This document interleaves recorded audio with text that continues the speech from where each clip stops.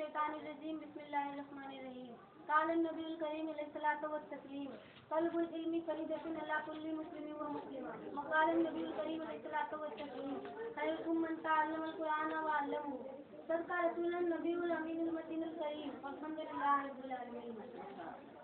पिघलना इनकी खातिर मिसाले शम्मे ज़ेबा है, पिघलना इनकी खातिर मिसाले शम्मे ज़ेबा है, बगैर इसके नहीं पहचान सकते खुदा क्या।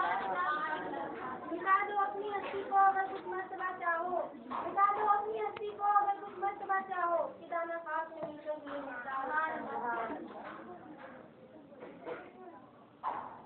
आज मेरी तकरीर का उन्वान है और इसी मुनासिबत से मैंने 2 हदीस मुबारक की तिलावत की। आइए तिलावत करदा हदीस मुबारक पर कुछ देर रोशनी डालने से कब्ल मैं यह जरूरी समझती हूँ कि हम सब मिलकर बाइस तख्लीक़े कायनात, मोहसिने इंसानियत, मुस्तफ़ा जाने रहमत, शम्मे बज़्मे हिदायत, नौबहारे शफ़ाअत, शहरे यारे इरम, ताजदारे हरम, शहंशाहे अर्ज़ व अजम, रहमतुल लिल आलमीन, सैयदुल मुरसलीन, शफ़ीउल मुज़नबीन, राहतुल आशिकीन, सिराजुस सालिकीन, मिसबाहुल मुक़र्रबीन, ताहा यासीन यानी अहमद मुख्तार, नाइबे परवरदिगार, शाफ़े रोज़े शुमार, हम गुनाहगारों के गमगुसार, सैयद अबरार ख्याल, हुजूर पुरनूर, शाफ़े उमर नसूर, अहमद मुज्तबा, मोहम्मद मुस्तफ़ा सल्लल्लाहु अलैहि वसल्लम की बारगाह नाज में कलीज़ाना अंदाज में दूर पाक की डालियाँ निखावर करें। पढ़े बाआवाज़ बुलंद सल्लल्लाहु अलैहि नबील उम्मी व अलैहि सल्लल्लाहु अलैहि वसल्लम। हमें करनी है शहंशाह बतहा की रज़ा जोई, हमें करनी है शहंशाह बतहा की रज़ा जोई, वो अपने हो गए तो रहमते परवरदिगार। तरीके मुस्तफ़ा को छोड़ना है वजह बर्बादी, तरीके मुस्तफ़ा को छोड़ना है वजह बर्बादी, इसी से कौम दुनिया में हुई बेइक़्तिदार। आज मेरी तकरीर का उन्वान है और इसी मुनासिबत से मैंने 2 हदीस मुबारक पढ़ी। पहली हदीस तलबुल इल्मी फरीदतुन अला कुल्लि मुस्लिमिन व मुस्लिमा, जिसका तर्जुमा है इल्म हासिल करना हर मुसलमान मर्द और औरत पर फर्ज है यानी जरूरी है। दूसरी हदीस खैरुकुम मन तअल्लमल कुरान व अल्लमहु, जिसका तर्जुमा है इल्म हासिल तुम में बेहतर और भले लोग वो हैं जो कुरान सीखते हैं और सिखाते हैं। इन्हीं दोनों हदीसों पर कुछ देर रोशनी डालने की गरज से मैं मदरसा रज़िया रफ़ीकिया की हदीस की मुतालिमा सदक नूरी हाजिर हुई हूँ। दुआ है मौला हक बोलने और हक सुनने की तौफीक अता फरमाए। आइए गुफ्तगू से पेश कर नाते नबी सल्लल्लाहु अलैहि वसल्लम की चंद अशआर मुलाहिज़ा फरमाइए। इससे पहले एक मरतबा दुरूद शरीफ और पढ़ लीजिए। अल्लाह रब्बा मुहम्मदिन सल्लल्लाहु अलैहि वसल्लम नानी इबादु मुहम्मदिन सल्लल्लाहु अलैहि वसल्लम।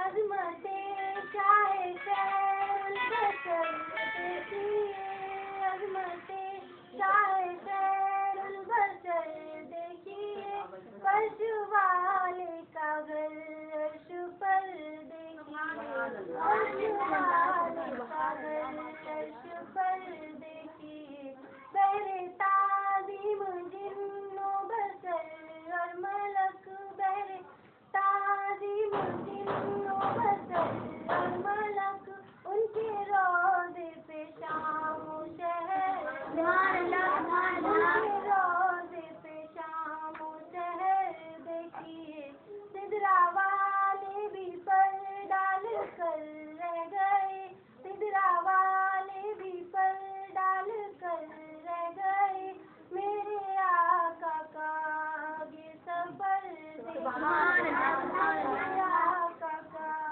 ये सफर देखिए, नफ्सी नफ्सी का आलम है जाए किधर, नफ्सी नफ्सी का आलम है जाए किधर, जाफ़रे रोज़े महशर इधर देखिए, जाफ़रे रोज़े महशर इधर देखिए, ये रफ़ी के हदी और इश्क़ नबी, ये रफ़ी के हदी और तारा तकदीर का औज़ पर देखिए, तारा तकदीर का औज़ पर देखिए।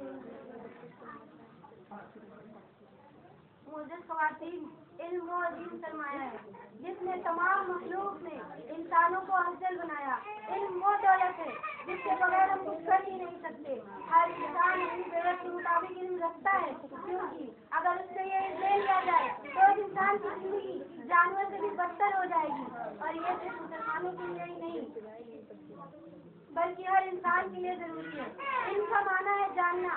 अब देखिए हम कितनी बातों को जानते हैं। हमें भूख लगती है तो हम जान लेते हैं कि हमें खाना खाना चाहिए। हमें प्यास लगती है तो हम जान लेते हैं कि हमें पानी पीना चाहिए। गर्मी से कैसे बचें, सर्दी से कैसे बचें, धूप से कैसे बचें, खाना कच्चा या पक्का, ताजा या बासी। और फिर हम इतनी से ये जानते हैं कि ये माँ है, ये बाप है, ये भाई है, ये बहन है, ये बीवी है, ये शौहर है, वगैरह वगैरह। इसके अलावा ऐसी बहुत सी बातें हैं जिन्हें हम जानते हैं। आप जरा गौर करो, जो बातें आप जानती हैं, अगर यही बातें आप ना जानती होती तो क्या हाल होता, हमारा खाना पीना कैसा होता, हमारा रहना बसना कैसा होता, हम लोगों के साथ कैसा बर्ताव करते, लोग हमारे साथ कैसा बर्ताव करते। मालूम हुआ दुनिया में रहकर जिंदगी गुजारने के लिए जिंदगी से ताल्लुक रखने वाली तमाम बातों का जानना जरूरी है। और ये सिर्फ मुसलमानों के लिए ही नहीं बल्कि हर इंसान के लिए जरूरी है। तो आप सुनो, अल्लाह तबारक तआला ने सारी तमाम मखलूक में इंसानों को अफजल बनाया। भैया सबसे ज्यादा इल्म अकल से नवाज कर सारी मखलूक में अफजल बनाया। और फिर इंसानों में मुसलमानों को अफजल बनाया जिन्होंने पहचाना कि अल्लाह एक है और प्यारे मुस्तफा सल्लल्लाहु अलैहि वसल्लम अल्लाह के रसूल हैं। अल्लाह तो तमाम इंसानों के पास ये इल्म नहीं, तो जिसके पास ये इल्म है वो उन तमाम मुसलमानों से अफजल हुआ। फिर जिसने ये जानने के बाद कि अल्लाह एक है और प्यारे मुस्तफा सल्लल्लाहु अलैहि वसल्लम अल्लाह के रसूल हैं, अल्लाह का कलाम यानी कुरान और नबी की हदीसें पढ़ी, वो उन तमाम मुसलमानों से अफजल हुआ जो नहीं पढ़े। फिर जिसने कुरान और हदीस पढ़ा और उस पर अमल भी किया वो उनसे भी अफजल हुआ। फिर जिसने कुरान और हदीस पढ़ा और दूसरों को भी पढ़ाया वो उनसे भी अफजल हुआ।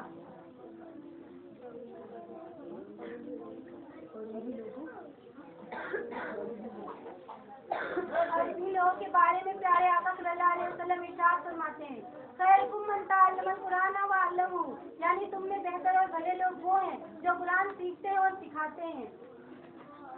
अब आइए मैं आपको बताती हूँ कि कुरान की तालीम सीखने और सिखाने वाले को प्यारे मुस्तफा सल्लल्लाहु अलैहि वसल्लम ने बेहतर और अफजल क्यों फरमाया है। तो सुनो,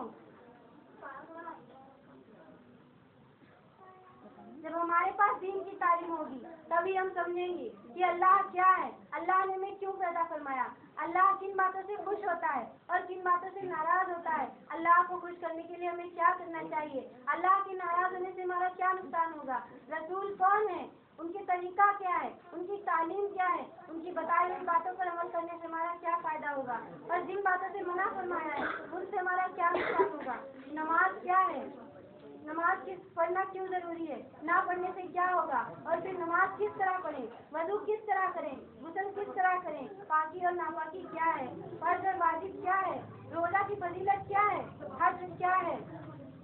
और सुनो, जब हमारे पास दीन की तालीम होगी तभी हम समझेंगे कि माँ से किस तरह बात करें, माँ का मर्तबा क्या है, माँ का दर्जा क्या है, माँ को नाराज करने से हमारा क्या नुकसान होगा, माँ को खुश करने से हमारा क्या फायदा होगा, बाप का दर्जा क्या है, बाप का मर्तबा क्या है। मेरी माँ बहनों, जब हमारे पास दीन की तालीम होगी तभी हम समझेंगे कि शौहर के बीवी पर और बीवी के शौहर पर क्या हुकूक है। औलादें जानेंगी कि हम पर वालिदैन के क्या हक हैं, वालिदैन जानेंगी कि हम पर औलादों के क्या हक हैं। आज मुआशरे में जिस तरफ नजर उठा कर देखिए, घर घर लड़ाई झगड़ा नोक झोंक का बाजार गर्म रहता है, भाई भाई से लड़ रहा है, बाप बेटे को घर से निकाल रहा है, बेटा बाप को घर से निकाल रहा है, माँ को गाली दे रहा है। वही बेटा जो अपने दोस्तों पर हजारों रुपये खर्च कर सकता है पर माँ बाप की दवा के लिए उसके पास से 10 का नोट भी नहीं निकलता। कभी आपने सोचा है कि इन सब की असल वजह क्या है, हमें इससे सुकून कैसे मिले, कभी आपने गौर किया है कि इन सब की जड़ क्या है।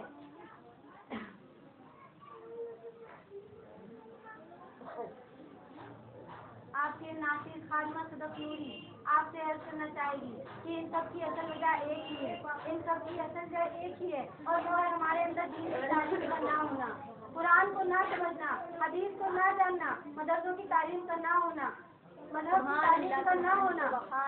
मगर सुनो, अगर आज हम अपनी जिंदगी का जायजा लें तो ना हमारा सोना जागना ही इस्लामी है, ना हमारा उठना बैठना ही इस्लामी है, ना हमारा खाना पीना ही इस्लामी है, ना हमारे रहने के तौर तरीके इस्लामी है, ना हमारा ढंग और तरीका इस्लामी है, ना हमारे बातचीत करने का ढंग इस्लामी है। और छोड़िए, अफसोस तो ये है कि आज हमारे काम तो इस्लामी है ही नहीं, हमारा नाम भी इस्लामी नहीं, पता ही नहीं चलता ये मुसलमान है या गैर मुस्लिम। आज हम फिल्में देख देख कर नाचने गाने वालों के नाम पर अपना नाम रख लेते हैं जिसका हमें मतलब भी मालूम नहीं। हमारे इसी हाल की तर्जमानी करते हुए अल्लामा इकबाल इरशाद फरमाते हैं, तुम मजा में हो नसारा तो तमस्सुल में हुनूर, तुम मजा में हो नसारा तो तमस्सुल में हुनूर, तुम वो मुस्लिमों जिन्हें देख कर सुभान अल्लाह माशाअल्लाह सुभान अल्लाह।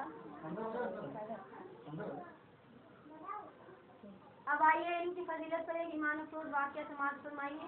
इससे पहले एक मरतबा दुरूद शरीफ और पढ़ लीजिए। अल्लाह रब्बा मुहम्मद सल्लल्लाहु अलैहि वसल्लम।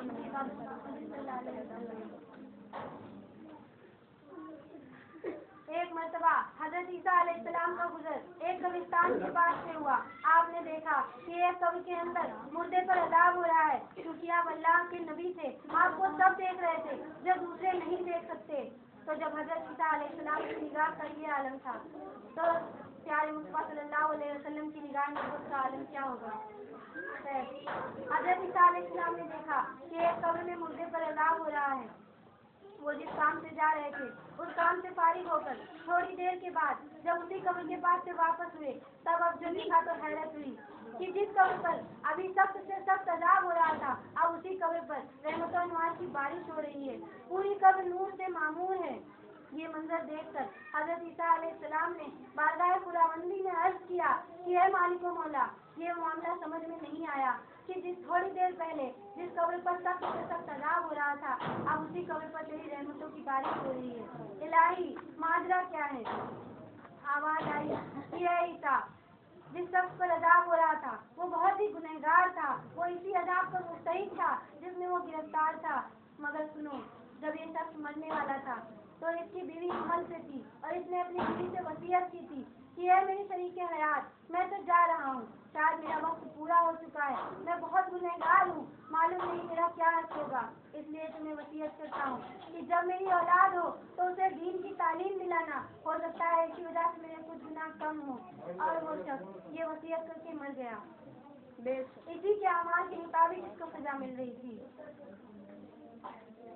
लेकिन आपके मरने के बाद उसकी बीवी को एक लड़का पैदा हुआ और वो इस लायक हुआ कि उसे मदरसे में दीन की तालीम हासिल करने के लिए भेजा जाए। और आज उस बच्चे ने अपना पहला सबक यानी बिस्मिल्लाहिर्रहमानिर्रहीम पढ़ा। तो है ईसा, मेरी रहमत को ये गवारा ना हुआ कि जिसका बेटा जमीन के ऊपर मुझे अल्लाह कहे, मुझे रहीम कहे, मुझे रहमान कहे और मैं जमीन के अंदर उसके बाप को अजाब दूं। सुभान अल्लाह माशाअल्लाह। आज इस शख्स से अजाब उठा लिया गया है और उसकी जगह इसकी कब्र को रहमत और नवाज से भर दिया गया है। सुभान अल्लाह सुभान अल्लाह सुभान अल्लाह। तो जब कुरान की जब बिस्मिल्लाह, मेरी माँ बहनों देखिए, बिस्मिल्लाहिर्रहमानिर्रहीम ही पढ़ा तो रहमत हक को ये गवारा ना हुआ कि उसके बाप को जमीन के अंदर कब्र में गिरफ्तार रखा जाए।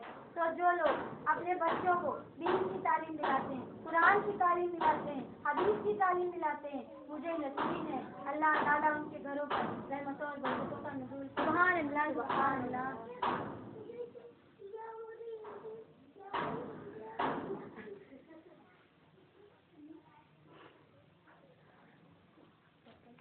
मेरी माँ बहनों, आपको मालूम है इल्म का मुकाम क्या है।